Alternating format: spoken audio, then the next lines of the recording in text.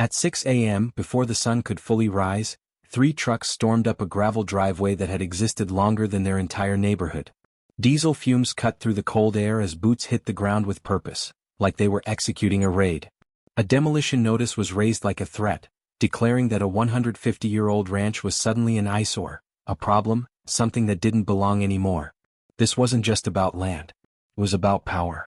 About who gets to stay and who is expected to disappear quietly. The ranch had survived droughts, tornadoes, and generations of hardship. It had survived history itself. But now it was being challenged by people who believed rules only applied downward, never to them. People who saw legacy as inconvenience. People who decided that tradition, culture, and roots were obstacles to profit. What made this moment even darker was the unspoken truth beneath it all. This wasn't just enforcement. It was erasure. A calculated attempt to intimidate, humiliate, and force a family out of a place they had every right to stand on. They thought they were walking in to assert control, they thought they were untouchable. They thought the man inside that house was powerless. What they didn't know would turn this entire confrontation on its head, and expose a system that thrives on silence and fear. But before the truth came out, everything was about to get much worse. Before that morning, life at the ranch moved to an older rhythm. One that didn't care about trends, politics, or who thought they belonged where. Ezra Colton had returned to the land after losing his wife, bringing his teenage daughter back to the place that had raised 4 generations of his family. The ranch wasn't just property. It was memory carved into wood and soil, survival written into fence posts and barn beams. Days started early. Coffee before sunrise. Horses fed while mist hovered over the pasture. Melody learning responsibility the same way Ezra had, through work that mattered. In a world obsessed with appearances, the ranch stood honest and unpolished. And for a while that was enough. But just beyond the fence line, something else was growing. A polished neighborhood built fast and uniform, ruled by an HOA that believed control was the same as order. To them, the ranch wasn't history, it was a flaw. Something that didn't match.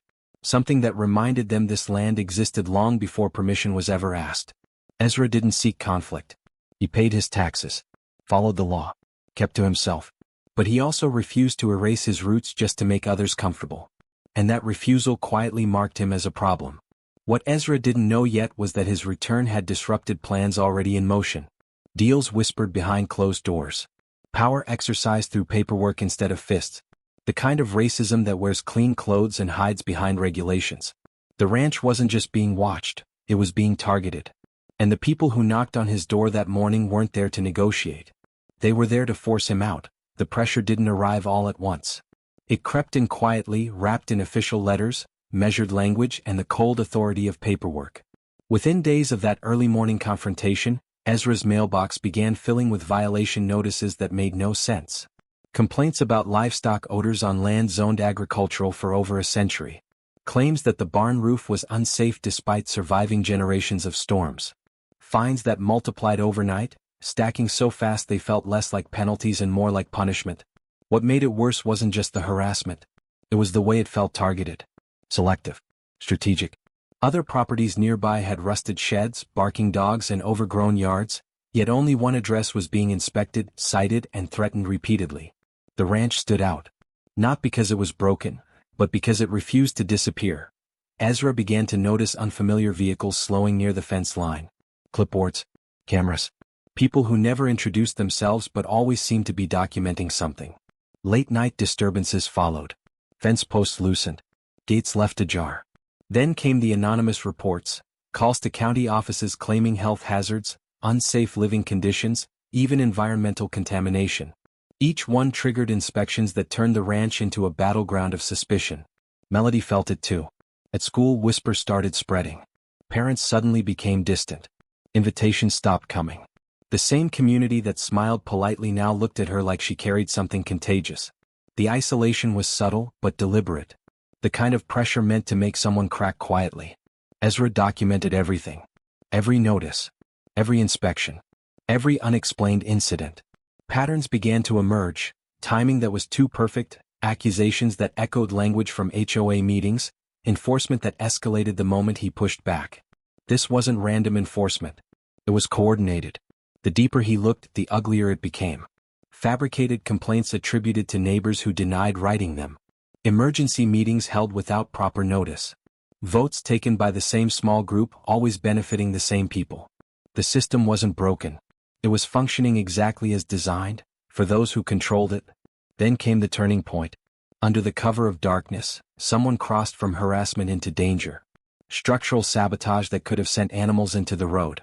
Damage that risked lives. And when cameras finally captured movement in the night, the truth was impossible to ignore. This was no longer about compliance. It was intimidation. Meant to scare. Meant to force surrender. Government agencies were being used like weapons. Insurance companies fed lies. Social spaces poisoned with rumors. Even the threat of losing his daughter through false reports loomed over Ezra like a loaded gun. Every move felt watched. Every day heavier than the last. And beneath it all sat an unspoken truth. This ranch represented resistance. History that couldn't be rewritten. A family that didn't fit the sanitized image someone wanted to sell. The kind of presence that challenged who was allowed to belong. Ezra realized something chilling. They weren't just trying to find him out. They were trying to erase him. And if this was only the pressure phase, the final move would be far worse than anyone imagined. The knock came just after sunrise, sharp, final, the kind that doesn't ask. Ezra opened the door to a line of uniforms and a man in a suit holding a folder thick with authority. An emergency order, they said. Immediate compliance. Evacuation.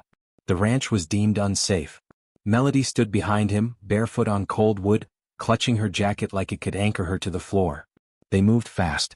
Too fast. Deputies spread across the yard, radios crackling, hands hovering near belts. One began reading accusations like a verdict already decided. Health risks, code violations, imminent danger. Ezra tried to speak. Facts didn't matter. History didn't matter. The law, twisted and sharpened, was being used like a blade. Then the gates opened and neighbors gathered. Phones lifted. Whispers rolled through the crowd, some curious, some satisfied. Ezra felt the weight of it press into his chest. This was the moment they'd engineered. Public. Humiliating. Irreversible. Sir, the man in the suit said, voice flat, if you don't vacate now we will proceed. Ezra looked at Melody. At the horses pacing the fence. At the land that had buried his father and held his wife's laughter. He didn't raise his voice. He reached for a weathered folder and stepped forward. I won't leave, he said. And you can't make me.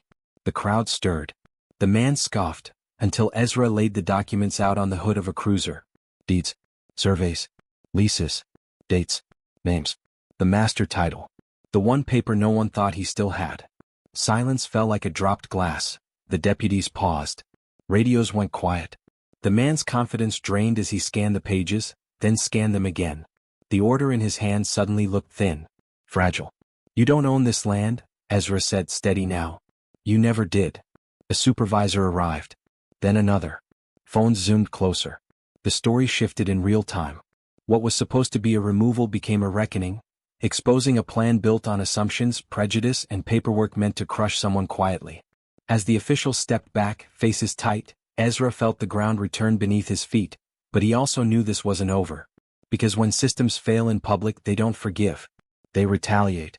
And the cost of standing your ground is never paid just once. By the time the officials finally left, the ranch stood exactly where it always had. But Ezra understood something had shifted. The land was still his, the fences still upright, the horses still pacing the fields. Yet the illusion of safety was gone. What lingered was the knowledge that power had come for him once, quietly and confidently, assuming he would fold. And that assumption was not a mistake. It was the point. In the weeks that followed, investigations stalled and apologies never came. The paperwork that nearly erased his life was called a misunderstanding, a procedural error, an unfortunate oversight. But Ezra knew better. So did Melody. What happened wasn't chaos, it was calculated. A system designed to pressure, exhaust, and displace people who don't fit the image others want to sell. The neighbors returned to their routines. The HOA moved on to quieter battles. But Ezra stayed changed. He began documenting everything.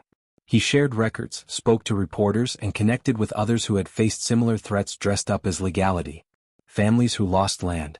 Communities erased one notice at a time. Stories buried because they didn't make noise.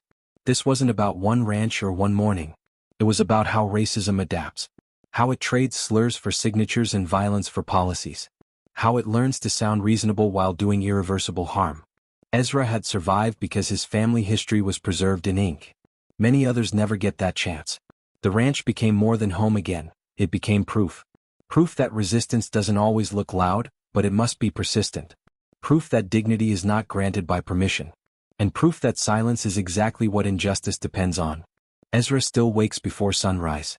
Still drinks coffee on the porch. Still teaches Melody that the land remembers who stood for it. But now, every creak of the gate carries a reminder of how close everything came to being taken. Because the truth is unsettlingly simple. If it could happen to him, it can happen to anyone. And until these stories are told, believed, and confronted, how many more lives will be nearly erased before we decide that quiet injustice is still injustice?